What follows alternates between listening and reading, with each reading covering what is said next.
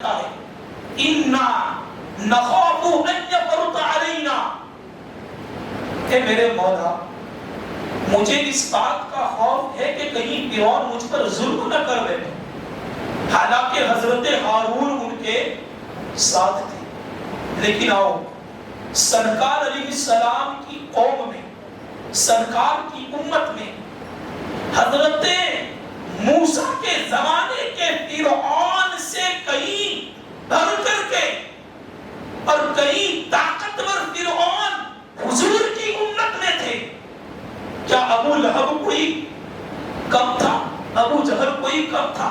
انہوں نے سرکار پر کیا کیا ظلم کیا، لیکن سرکار نے اپنی زبان سے کبھی یہ جملہ نہیں نکالا کہ اے میرے رب مجھے خوف ہے کہ کہیں یہ لوگ مجھے مار نہ ڈالیں، بلکہ سرکار دشمن سامنے کھڑے ہیں اور حضرت ابو بکر سے کہہ رہے، فرما رہے ہیں لا تحزن، گھبرانے کی کوئی ضرورت نہیں۔ کیا فرمایا؟ گھبرانے کی کوئی ضرورت نہیں، بلکہ سرکار کا یہ خاصہ ہے کہ سرکار علیہ السلام کا پیچھا یعنی تعاقب جب دشمن کرتا تھا اور جب سرکار کے چہرے کو دیکھ لیتا تھا تو کئی میل سے اس پر سرکار علیہ السلام کا رعب رب کی جانب سے اس پر طاری ہو جاتا تھا، بندے پر جو دشمن تھا، اس پر جو سرکار کو مارنا چاہتا تھا اور پیچھا کرنا چاہتا تھا، جیسے سرکار کا پیچھا کرتا اس پر رعب طاری ہو جاتا۔ یہی وجہ ہے کہ حضرت فاروق اعظم نکلے تھے تلوار لے کر، آپ کو یاد ہو تو قتل کے ارادے سے نکلے تھے، سرکار کے قتل کے ارادے سے، اور پھر راستے میں جو ہے وہ اللہ نے انہیں ہدایت عطا فرمائی اور ہدایت کا راستہ ان کے لیے کھول دیا۔ کہنے کا مطلب یہ ہے کہ سرکار کو اللہ نے 70 مردوں کی طاقت عطا فرمائی تھی۔ کتنے مردوں کی؟ عام مردوں کی نہیں، 70 یعنی 70 جس کو ہم اپنی زبان میں کتنے مردوں کی طاقت عطا فرمائی تھی؟ 70 مردوں کی اللہ نے طاقت عطا فرمائی تھی۔ دشمن دور سے ہی آپ کو دیکھ کر کے خوف زدہ ہو جاتا تھا، کسی میں اتنی ہمت نہیں تھی، اتنی طاقت نہیں تھی کہ سرکار کا مقابلہ کر سکے۔ اللہ اکبر۔ یہ میں فرق بتا رہا ہوں کلیم اور حبیب میں۔ خلیل اور حبیب میں کیا فرق ہے اس کو انشاءاللہ آئیں کل کی نشست پہ شاید موقع تھا تو بیان کریں گے۔ خلیل اور حبیب میں کیا فرق ہے؟ یہاں آج گفتگو ہو رہی ہے کلیم اور حبیب میں کیا فرق ہے، اور یہ کلیم، حبیب اور یہ خلیل اور یہ مسیح اور یہ حضرت نوح، یہ پانچوں اولو العزم پیغمبر ہیں، اور ان پانچوں میں افضل و اعلیٰ شان کس کی ہے آج ہم نے یہ بیان کرنا، اور میں انشاءاللہ موقع تو ایک معنی خیز گفتگو بھی آپ کے سامنے قرآن کا ایک عظیم نقطہ رکھنا چاہتا ہوں۔ پہلے میں اس بات کا ذکر کر دوں کہ کلیم و حبیب میں فرق کیا ہے، اور اللہ تبارک و تعالیٰ نے ان دونوں کے درمیان کیا تقابل رکھا ہے۔ جب حضرت موسیٰ علیہ السلام رب کا دیدار کرنا چاہتے ہیں تو رب سے عرض کرتے ہیں میرے رب ربی ارینی، میں تجھے دیکھنا چاہتا ہوں۔ رب نے فرمایا لن ترانی، موسیٰ تم مجھے دیکھ نہیں سکتے۔ حضرت موسیٰ نے بار بار اصرار کیا مولا میں تجھے دیکھنا چاہتا ہوں، مجھے تیرا دیدار کرنا ہے۔ رب نے فرمایا لن ترانی، تم مجھے نہیں دیکھ سکتا۔ لیکن حضور کی شان دیکھیے، وہاں حضرت موسیٰ اصرار کر رہے ہیں کہ مجھے دیدار کرنا ہے، لیکن جواب قرآن دے رہا ہے لن ترانی، نہیں دیکھ سکتے۔ لیکن یہاں حضور بستر پر آرام فرما رہے ہیں اور رب خود حضرت جبرائیل کو بھیج رہا ہے جاؤ میرے محبوب کو جگاؤ اور انہیں میرے پاس لے کر کے آؤ، میں اپنے محبوب کے دیدار کا مشتاق۔ یہ فرق ہے کلیم اور حبیب میں جس کو قرآن نے بیان کیا۔ اب آؤ آگے چلتے ہیں۔ اللہ اکبر۔ حضرت موسیٰ علیہ السلام نے جب بار بار اصرار کیا تو اللہ نے ایک نور کی ہلکی سی تجلی کی ہلکی سی تجلی کوہ طور پر ڈالی تو پہاڑ کیا ہو گیا؟ ریزہ ریزہ ہو گیا، اور حضرت موسیٰ کیا ہو گئے؟ بے ہوش ہو گئے۔ لیکن جب حضرت موسیٰ ہوش میں آئے تو حضرت موسیٰ پردہ کرتے تھے۔ کیا کرتے تھے؟ پردہ کرتے تھے۔ کیوں پردہ کرتے تھے؟ اس لیے کہ اگرچہ رب کے نور کی بلکہ اللہ کی صفت کی ہلکی سی تجلی ابھی تو مکمل دیکھ پائے نہیں، لیکن جب انہوں نے دیکھا تو حضرت موسیٰ کی آنکھوں میں اتنی روشنی آ گئی۔ مفسرین لکھتے ہیں کہ جو حضرت موسیٰ کی آنکھوں سے آنکھیں ملاتا اس بندے کی آنکھ کی بینائی ختم ہو جاتی، اس بندے کی آنکھ کی بینائی ختم ہو جاتی۔ ابھی حضرت موسیٰ نے اللہ کی ذات کا دیدار کیا، صرف اللہ کی صفت کی ہلکی سی تجلی کو دیکھا، اور وہ بھی مکمل تو نہیں دیکھا، دیکھتے کیا بے ہوش ہو گئے۔ پھر بھی مفسرین لکھتے ہیں کہ کئی میل پہاڑ پر رات کے اندھیرے میں چلنے والی کالی چوٹی کو رب کی ہلکی سی تجلی دیکھنے کے بعد حضرت موسیٰ کئی میل سے پہاڑ پر رات کے اندھیرے میں چلنے والی کالی چوٹی کو دیکھ لیتے تھے۔ یہ رب کی ہلکی سی تجلی کے دیکھنے کا کمال ہے کہ کئی میل کی دوری سے حضرت موسیٰ پہاڑ پر چلنے والی، وہ بھی رات کے اندھیرے میں، اور وہ بھی کالی چوٹی، حضرت موسیٰ اس کو دیکھ لیتے تھے۔ یعنی آپ کی آنکھوں میں ایسا کمال پیدا ہو گیا کہ رب کی صفت کی ہلکی سی تجلی دیکھی تو اللہ نے کائنات کے سارے پردے آپ کے سامنے سے اٹھا لیے۔ تو ذرا مجھے بتاؤ اس محبوب کی نظروں سے کیا چھپ سکتا ہے جس نے ہلکی سی تجلی نہیں بلکہ عین نور باری تعالیٰ کو دیکھا، جس نے ذات باری تعالیٰ کو دیکھا، اللہ کے نور کو جس نے جو ہے وہ اپنی آنکھوں سے مشاہدہ کیا، بھلا اس محبوب سے کائنات کیسے چھپ سکتی ہے؟ اس محبوب سے کائنات کیسے چھپ سکتی ہے؟ یہ ہے فرق کلیم و حبیب، یہ ہے فرق کلیم و حبیب میں کہ حضرت موسیٰ کلیم اللہ ہے اور ہمارے آقا حبیب اللہ۔ اللہ اکبر۔ آؤ آگے چلتے ہیں۔ اللہ شاہ عبد الرحیم شاہ محدث دہلوی علیہ رحمہ کے بیٹے شاہ عبد الرحیم۔ شاہ محدث دہلوی کون ہے؟ یہ وہ ذات ہے جس نے ہندوستان میں علم حدیث کو پھیلایا، اور ہر مکتبے فکر کے لوگ آپ کی ذات کو تسلیم کرتے ہیں۔ شاہ محدث دہلوی، انشاءاللہ ان کی سیرت پر کبھی گفتگو کا موقع ملا تو بتائیں گے کہ آپ کی ذات کو اللہ نے کن کمالات سے نوازا تھا۔ بڑے عظیم بزرگ ہیں، اور انہی کے بیٹے عبد الرحیم ہے، ایک عبد الغفور ہے، ایک عبد الغنی ہے، ایک عبد العزیز ہے۔ 5 بیٹے تھے، اور شاید غالباً عبد الغنی کا بیٹا اسماعیل دہلوی، عبد الغنی کا بیٹا اسماعیل دہلوی۔ یہ وہ بدبخت ہے کہ ولیوں کے خاندان میں ایک شیطان پیدا ہوا اور جس نے پوری دنیا میں دیوبندیت پھیلائی۔ اس کے باپ دادا کا عقیدہ اٹھاؤ۔ شاہ محدث دہلوی کون ہے ذرا اٹھا کر دیکھو، شاہ عبد العزیز دہلوی کون ہے ان کے عقیدے اٹھا کر دیکھو۔ یہ وہ لوگ ہیں جنہوں نے ہمیں بتایا کہ سرکار کی شان کیا ہے۔ ان کی کتابیں پڑھ کر کے دیکھنا، انشاءاللہ کبھی موقع ملا تو ہم بیان کریں گے اس پر۔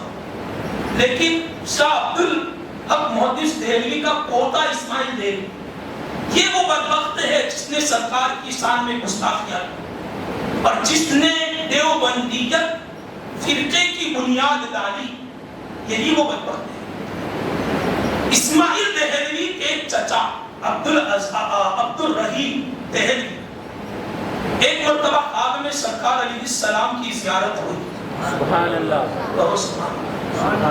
ان کی عقائد بھی ایسے تھے اور ان کو سرکار کی ذات پر یقین بھی ایسا تھا۔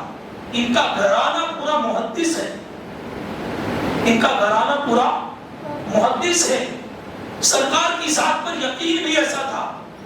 سرکار علیہ السلام کی خواب میں زیارت ہوئی تو سرکار کی بارگاہ میں عرض کرتے ہیں آقا،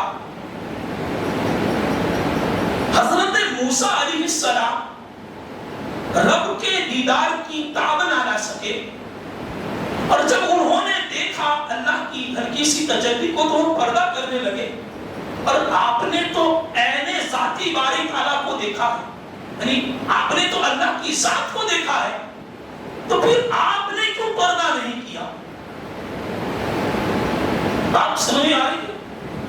حضرت موسیٰ نے ہلکی تجلی دیکھی تو وہ کیا کر رہے تھے؟ پردہ کر رہے تھے، تاکہ کوئی میری آنکھوں کو کہیں دیکھ نہ لے، اگر دیکھ لے گا تو کیا ہوگا؟ اس کی آنکھیں جو ہے وہ چلی جائے گی، اس کا نور ختم ہو جائے گا۔ لیکن آقا، حضور کی بارے میں عرض کر رہے آقا، حضرت موسیٰ تو پردہ کرتے تھے اور آپ نے تو پردہ کیا نہیں۔ سرکار علیہ السلام نے فرمایا، جمال مستور، اے عبد الرحیم، اللہ نے میرے حسن کو 70,000 پردوں میں چھپا رکھا ہے۔ کیا فرمایا؟ اللہ نے میرے حسن کو 70,000 یعنی 70,000 پردوں میں چھپا رکھا ہے۔ اسی بات پر مجھے ایک بات یاد آ رہی ہے، حضرت جبرائیل کو سرکار نے ایک مرتبہ فرمایا، جبرائیل ذرا اپنی اصلی صورت تو دکھاؤ۔ حضرت جبرائیل علیہ السلام نے اپنی اصل صورت دکھائی، ان کا ایک پر مشرق میں اور ایک پر مغرب میں، ایسے اللہ نے آپ کو غالباً 4,000 پر عطا کیے۔ اس کی مکمل تعداد مجھے یاد نہیں، لیکن ہزاروں کی تعداد میں اتنے پر حضرت جبرائیل کے ہیں۔ پھر اس کے بعد حضرت جبرائیل نے آقا کی بارگاہ میں عرض کیا، آقا میں نے تو اپنی اصل صورت دکھا دی، اب آپ بھی مجھے ذرا اپنی اصل صورت دکھائے۔ سرکار حضرت جبرائیل سے فرماتے ہیں، حالانکہ فرشتے وہ بھی عام فرشتے نہیں، وہ بھی نوری مخلوق ہیں، فرشتوں کا سردار ہے جبرائیل۔ سرکار نے فرمایا، جبرائیل تو میری ذات کو دیکھنے کی تاب لا سکتا، تو مجھے دیکھ سکتا؟ اللہ نے سرکار کی ذات کو 70,000 پردوں میں چھپا رکھا۔ کتنے پردوں میں؟ 70,000 پردوں میں چھپا رکھا ہے۔ اللہ اکبر۔ یہ سرکار علیہ السلام کی ذات طیبہ۔ قرآن اٹھاؤ، 16واں پارہ سورہ طٰہٰ، قرآن بیان کرتا ہے، حضرت موسیٰ علیہ السلام نے رب کی بارگاہ میں عرض کی، رب اشرح لی صدری، کہ اللہ تو میرے سینے کو کشادہ کر دے، چوڑا کر دے، تاکہ مجھے کسی کا خوف محسوس نہ ہو، اور میرے سینے کو تو وسعت عطا کر دے، تاکہ علم کی بھی زیادتی ہو اور حکمتیں بھی ہو۔ یہ دعا حضرت موسیٰ رب کی بارگاہ میں کر رہے ہیں، رب اشرح لی صدری ویسر لی امری، میرے کاموں کو آسان کر دے۔ لیکن وہاں حضرت موسیٰ دعا مانگ رہے ہیں، اور حضور کی ذات طیبہ وہ ہے کہ حضور نے دعا نہیں مانگی، خود قرآن کہہ رہا ہے، الم نشرح لک صدرک، محبوب ہم نے آپ کے سینے کو پہلے سے ہی کشادہ کر دیا۔ سبحان اللہ، کیا فرمایا؟ ہم نے آپ کے سینے کو پہلے سے ہی کشادہ کر دیا ہے۔ وہاں حضرت موسیٰ دعا مانگ رہے ہیں کہ مولا میرے سینے کو کشادہ کر دے، لیکن حبیب کا جب ذکر ہوتا ہے تب فرماتا ہے الم نشرح لک صدرک، محبوب تمہیں مانگنے کی ضرورت نہیں، ابھی ہونٹ ہلے نہیں، وہی نازل ہو گئی، محبوب ہم نے آپ کے سینے کو پہلے سے کشادہ کر رکھا۔ آگے چلیے، حضرت موسیٰ علیہ السلام نے رب کی بارگاہ میں عرض کی، مولا اس روئے زمین پر جس وقت وہ ظاہری زندگی میں تھے، کوئی ایسا بندہ بھی ہے جو مجھ سے زیادہ علم والا ہو؟ تو رب نے فرمایا ہاں موسیٰ ہے، ایک بندہ ہے جو زیادہ علم والا ہے۔ حضرت موسیٰ نے رب کی بارگاہ میں خواہش ظاہر کی، یہ قرآن کے الفاظ بیان کر رہا ہوں، سورہ کہف میں یہ پورا واقعہ موجود ہے۔ حضرت موسیٰ نے کہا رب کی بارگاہ میں اس کی مولا مجھے اس بندے سے ملا دے تاکہ میں اس کے پاس جا کر کے علم حاصل کروں۔ کیا کروں؟ علم حاصل کروں۔ تو آپ کی ملاقات کس سے ہوئی؟ حضرت خضر علیہ السلام سے۔ کس سے ہوئی؟ حضرت خضر علیہ السلام سے۔ آپ دیکھیے، حضرت موسیٰ کو علم سیکھنا ہے تو رب فرماتا ہے موسیٰ جاؤ خضر کے پاس، اور حضرت موسیٰ کو بھیجا بھی گیا۔ شاید آپ کو واقعہ یاد ہو تو سورہ کہف کا، ابھی میں نے اس کو ذکر نہیں کیا، انشاءاللہ کبھی اس پر بھی گفتگو ہم کریں گے۔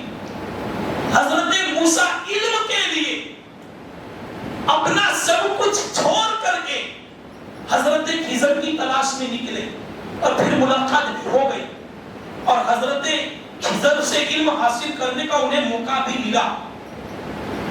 حضرت خضر نبی ہے یا نہیں ہے، اس میں علماء کا اختلاف ہے، لیکن اکثر علماء نے اس بات کی طرف قلم چلایا ہے کہ حضرت خضر نبی ہے، تبھی تو ایک نبی کو دوسرے نبی کے پاس بھیجا جا رہا۔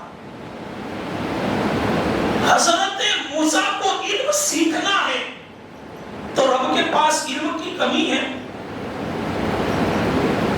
ارے جو لوگ یہ کہہ رہے ہیں کہ مسجد میں جا کر مانگو، اللہ ہی سے مانگنا چاہیے، کیا وہ نہیں دیتا؟ تو میں یہ کہنا چاہتا ہوں کہ رب کو تو ڈائریکٹ دے دینا چاہیے تھا حضرت موسیٰ کو۔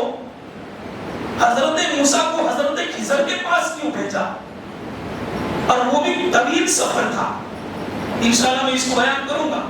حضرت موسیٰ طویل سفر طے کر کے حضرت خضر کی تلاش میں نکلے، تو حضرت خضر ملے کہاں؟ دریا کے پاس۔ یہ بھی بڑا دلچسپ واقعہ، ماشاءاللہ آپ کا ایمان تازہ ہو جائے گا۔ اب دیکھو کلیم اور حبیب میں فرق کیا ہے۔ کلیم کو جب علم حاصل کرنا ہوتا ہے تو رب حضرت خضر کے پاس بھیجتا ہے، لیکن حبیب اللہ کا محبوب ابھی سرکار علیہ السلام نے ہاتھ نہیں اٹھائے کہ قرآن نے بیان کر دیا وَعَلَّمَكَ مَا لَمْ تَكُنْ تَعْلَمْ وَكَانَ فَضْلُ اللَّهِ عَلَيْكَ عَظِيمًا۔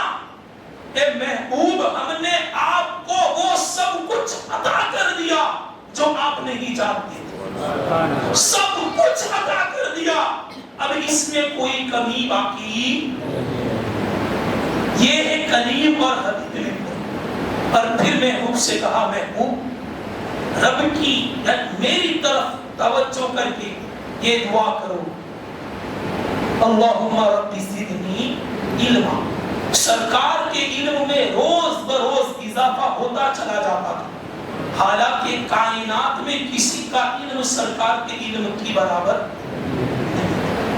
یہ ہے کلیم اور حبیب میں فرق۔ آگے چلیے، ایک مرتبہ درود پاک پڑھیں، اللہم صلی اللہ علیہ سیدنا و مولانا محمد و بارک وسلم، صلاۃ و سلام علیک یا رسول اللہ صلی اللہ تعالی علیہ وسلم۔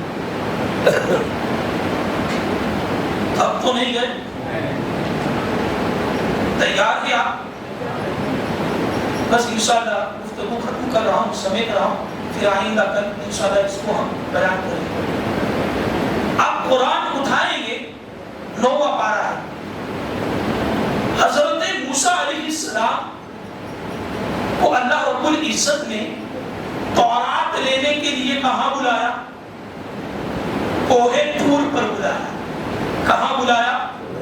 کوہ طور پر۔ اور وہ بھی کس طرح کہ اے موسیٰ ہم تمہیں تورات عطا کریں گے، لیکن پہلے کوہ طور پر آ کر کے 40 راتوں تک تمہیں جو ہے وہ عبادت کرنی ہوگی، بندگی کرنی ہوگی، اور 40 رات ایک ہی جگہ پر تمہیں رہنا ہوگا، پہاڑ سے اتر سکتے نہیں۔ اس کے بعد ہم تمہیں تورات عطا کریں۔ یہ حضرت موسیٰ سے کہا جا رہا ہے۔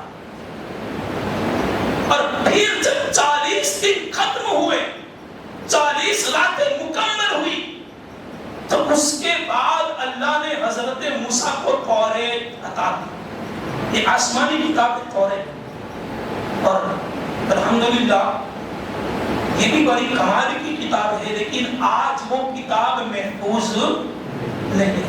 یہودیوں نے اور ان کے علماء نے حرص اور لالچ میں اپنی طرف سے اس میں آیتوں کو گھٹا دیا ہے اور بڑھا دیا۔ اور سرکار کا ایک معجزہ میں آپ کو بتاؤں، بات آ گئی ہے تو بتا دوں،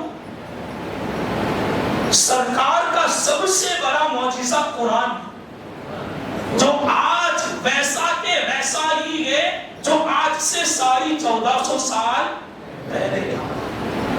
اس کی حکمت کیا ہے؟ اس کی وجہ کیا ہے؟ کہ پہلے نبیوں کو جو کتابیں دی گئی، وہ کتابیں صرف نبیوں کو یاد رہتی تھی، یعنی اللہ رب العزت نے ان کتابوں کی خاصیت یہ پیدا کی تھی، چونکہ رب کا کلام ہر کسی کے بس کی بات، ہر کسی کے بس کی بات نہیں کہ وہ اپنے ذہن میں محفوظ کر لے۔ رب کا کلام تورات، انجیل، زبور، یہ رب کا کلام ہے۔ ان کی خصوصیات یہ تھی کہ وہ کتابیں صرف نبیوں کو یاد رہتی تھی، امت اس کو یاد کرنے کی طاقت نہیں رکھتی تھی۔ یہی وجہ ہے کہ جب وہ نبی ظاہری زندگی سے پردہ کر گئے تو ظاہر سی بات ہے کہ جس کے پاس جیسی کتاب تھی لوگوں نے اپنی طرف سے گھٹا بڑھا دیا۔ کسی کو یاد ہوگا تو پتا چلے گا کہ یہاں فرق ہوا، جب کسی کو یاد ہی نہیں ہوگا تو پتا کیسے چلے گا کہ اس میں فرق ہوا ہے یا نہیں۔ تورات میں، انجیل میں، زبور میں یہودیوں نے اور عیسائیوں نے اپنی طرف سے گھٹا بڑھا دیا، جہاں جو ان کی مرضی تھی اس آیت کو اسی طرح انہوں نے بنا دیا۔ اور ان کتابوں کی خاصیت یہ تھی کہ وہ صرف نبیوں کو یاد رہتی تھی، امتیوں کو وہ کتاب یاد ہوتی نہیں تھی۔ لیکن سرکار کی امت کو سرکار علیہ السلام کے صدقے میں اللہ نے کیسا کمال عطا کیا کہ صرف یہ کتاب میرے آقا کو یاد نہیں تھی، چونکہ اللہ کو اس کتاب کو قیامت تک محفوظ رکھنا تھا، اس لیے اللہ نے سرکار کے امتیوں کو یہ کمال عطا کیا کہ آج سرکار کی امت کا بچہ بچہ حافظ قرآن ہے۔ سرکار کی امت کا بچہ بچہ حافظ قرآن ہے۔ لو انزلنا هذا القرآن على جبل لرأيته خاشعا متصدعا من خشية الله۔ قرآن کہتا ہے یہ وہ رب کا ایسا بھاری کلام ہے، رب کہتا ہے اگر اس کو ہم پہاڑ پر ڈال دیتے نا تو پہاڑ اس کا بوجھ برداشت نہ کر سکتا، وہ بھی اس کے بوجھ کی وجہ سے ریزہ ریزہ ہو جاتا۔ لیکن اے محبوب، ہم نے آپ کی امت کو یہ کمال عطا کیا ہے کہ آپ کے سینے میں اور آپ کی امت کے سینے میں ہم نے وہ طاقت رکھی ہے کہ وہ قرآن کے بوجھ کو برداشت کر لیتے۔ آپ نے دیکھا ہوگا جب حافظ قرآن پڑھتے ہیں نا تو پسینہ چھوٹنے لگتا، دیکھا آپ نے؟ اے سی میں کھڑے رہتے ہیں پھر بھی پسینہ۔ حافظ صاحب جتنے بھی لوگ ہیں ان کو پتا ہوگا، تراویح پڑھانے کی جب باری آتی ہے تو ہوتا کیا ہے، قرآن اتنا جو ہے وہ وزنی ہے، بھاری ہے، اس کے بوجھ کو برداشت کرنا ہر کسی کے بس کی بات نہیں۔ تو میں عرض کر رہا تھا کہ حضرت موسیٰ تورات دینے کے لیے 40 دن تک کوہ طور پر رہے، اس کے بعد اللہ نے تورات عطا کی۔ لیکن سرکار علیہ السلام کی شان اقدس دیکھیے، میرے آقا کا مقام و مرتبہ دیکھیے، سرکار کی افضلیت دیکھیے۔ سرکار سے یہ نہیں فرمایا گیا کہ محبوب تمہیں غار حرا میں آنا پڑے گا، تمہیں اس پہاڑ پر آنا پڑے گا، تم اتنی عبادت کرو گے تو ہم تمہیں قرآن عطا کریں گے۔ نہیں نہیں، بلکہ سرکار اگر سفر میں ہے تو قرآن سفر میں نازل ہو رہا ہے، اگر سرکار غار حرا میں ہے تو جبرائیل قرآن لے کر وہی حاضر ہو رہے ہیں۔ سرکار اگر حضرت خدیجہ کے بستر پر آرام فرما رہے ہیں تو حضرت جبرائیل قرآن لے کر وہی حاضر ہو رہے ہیں۔ سبحان اللہ۔ یہ فرق ہے کریم اور حبیب میں، فرق طالب و مطلوب میں دیکھے کوئی، قصہ طور و معراج سمجھ لے کوئی بے ہوش ہے تو جلووں میں گم ہے کوئی، کس کو دیکھا یہ موسیٰ سے پوچھے کوئی، آنکھ والوں کی ہمت پیدا ہو سکا۔ سیدی اعلیٰ حضرت ایسے ہی نہیں کیا۔ یہ جو ہے وہ فرق ہے محبوب میں اور کلیم میں، حبیب اللہ میں اور کلیم اللہ میں۔ الحمدللہ ابھی کافی ساری جو ہے وہ باتیں میرے پاس ہیں، اور ہمارا مقصد جو ہے وہ سرکار کی افضلیت کو بیان کرنا، کیونکہ ہم ذکر ہی سرکار کا کرنے کے لیے بیٹھے ہیں۔ آپ کو پتہ چلنا چاہیے کہ سرکار کو آج جو ہم چاہتے ہیں اور اتنی محبت رکھتے ہیں، یہ ہماری کوئی ذاتی محبت نہیں، بلکہ یہ وہ محبت ہے جس کے حوالے سے قرآن کہتا ہے قُلْ إِن كُنتُمْ تُحِبُّونَ اللَّهَ فَاتَّبِعُونِي يُحْبِبْكُمُ اللَّهُ۔ اگر تم اللہ کو محبوب رکھنا چاہتے ہو، اللہ کو خوش رکھنا چاہتے ہو، اللہ کا دوست بننا چاہتے ہو، تو تم ایسے ہی نہیں بنو گے، پہلے تمہیں میرے محبوب کے دربار میں حاضر ہونا پڑے۔ سبحان اللہ۔ قرآن کہتا، اس لیے ہم بتا رہے ہیں کہ شان مصطفیٰ کیا ہے، شان حبیب خدا کیا ہے، اور دوسرے انبیاء میں اور ہمارے نبی میں فرق کیا ہے۔ نبوت میں کوئی فرق نہیں، لیکن افضلیت میں فرق ہے۔ نبوت میں کوئی فرق نہیں، لیکن افضلیت میں فرق ہے۔ وقت کافی ہو چکا ہے، انشاءاللہ آئندہ کبھی نشست میں سرکار کی افضلیت اور شان کو اپنی استطاعت کے مطابق بیان کرنے کی کوشش کریں گے۔ اللہ رب العزت اپنے حبیب کا صدقہ ہمیں بھی عطا فرمائے، ان کے غلاموں میں اور ان کے خادموں میں ہمیں بھی شمار فرمائے۔ وما علینا الا البلاغ۔ السلام علیکم ورحمۃ اللہ۔